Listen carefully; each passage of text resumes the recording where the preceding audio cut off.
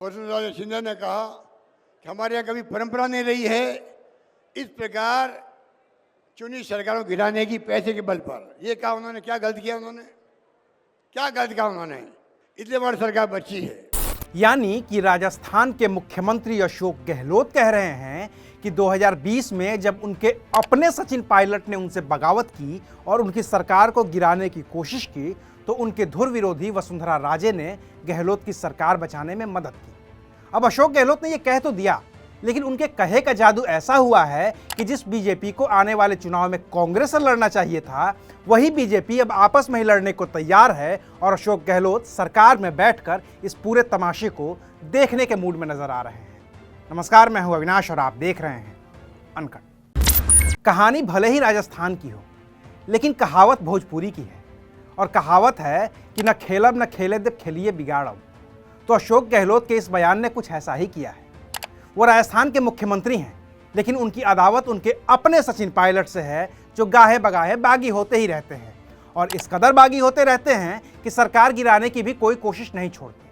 तो ऐसे में आने वाले चुनाव में सचिन पायलट इतना नुकसान तो कर ही सकते हैं कि वो खुद भले ही मुख्यमंत्री न बन पाएं, लेकिन वो अशोक गहलोत को भी मुख्यमंत्री की कुर्सी से दूर कर दें।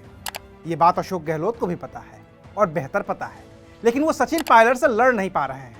तो जाहिर है कि कांग्रेस के हारने की स्थिति में जीत बीजेपी की होगी और मुख्यमंत्री की पहली स्वाभाविक दावेदार वसुंधरा राजे सिंधिया ही होंगी। ऐसे में अशोक गहलोत ने पहला निशाना वसुंधरा राजे सिंधिया पर ही साध दिया है। कह दिया है कि 2020 में जब उनकी सरकार में बगावत हुई थी तो वसुंधरा राजे और भाजपा के कुछ नेताओं ने उनकी सरकार बचाई थी। कैलाश मेघवाल ने और वसुंधरा सिंधिया ने कहा कि हमारे यहाँ कभी परंपरा नहीं रही है इस प्रकार चुनी सरकारों को गिराने की पैसे के बल पर। ये कहा उन्होंने, क्या गलत किया उन्होंने, क्या गलत कहा उन्होंने? और शोभा रानी ने उनकी बात सुनी, वसुंधरा जी की और कैलाश मेघवाल की। इनके अंतरात्मा ने कहा कि मुझे भी ऐसे लोगों को साथ नहीं देना चाहिए। क्या गलत किया शोभा रानी ने? इसलिए हमारी सरकार बची है। इसलिए मैं जिंदगी में ये घटना कभी भूल नहीं सकता जो मेरे साथ बीती थी। ये तो प्रदेशवासी मजबूत रहे, सजग रहे। फोन आते थे एमएलए के पास में, मुझे गर्व है कहते हुए। और आम जनता ने कहा एमएलए को, अपने अपने एमएलए को, चाहे 6 महीने रहना पड़े होटलों में रहो, सरकार नहीं गिरनी चाहिए। अब गहलोत ने राजे की तारीफ तो कर दी, लेकिन लगे हाथ गृह मंत्री अमित शाह के खिलाफ मोर्चा भी खोल दिया और कह दिया कि सरकार गिराने के लिए जिन जिन विधायकों ने बीजेपी और अमित शाह से पैसे लिए हैं वो लौटा दें, और अगर कुछ पैसे खर्च भी हो गए हैं तो वो अखिल भारतीय कांग्रेस कमेटी से कहकर वापस दिलवा देंगे। मैंने यहाँ तक कह दिया हमारे एमएलए को, जितने पैसा लिया है, मान लो 10 करोड़ लिया है, 20 करोड़ लिया, जो भी लिया है, कुछ खर्च कर दिया हो, वो खर्च किया पोर्शन मैं दे दूंगा, एआईसीसी दिलवा दूंगा उनको वापस। अमित शाह को 10 करोड़ दो वापस, 15 करोड़ 15 करोड़ दो उसको, उसका पैसा मत रखो। उसका पैसा रखोगे हमेशा अमित शाह आपके दबाव बनाए रखेगा। वो गृह मंत्री भी है, वो धमकाएगा, डराएगा। जैसे वो गुजरात में धमकाता डराता है, महाराष्ट्र में धमका के शिवसेना के 2 टुकड़े कर दिए, 25 एमएलए को ले गया। बहुत खतरनाक खेल खेलते हैं अमित शाह गृह मंत्री।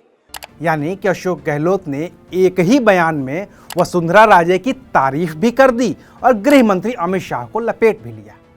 और राजेश शाह के बीच राजनीतिक तल्खी कितनी है ये किसी से छिपी नहीं है, क्योंकि शीर्ष नेतृत्व की हर मुमकिन कोशिश के बावजूद राजस्थान बीजेपी में अब भी किसी के पास सबसे ज्यादा समर्थक हैं तो वो वसुंधरा राजे के पास ही हैं।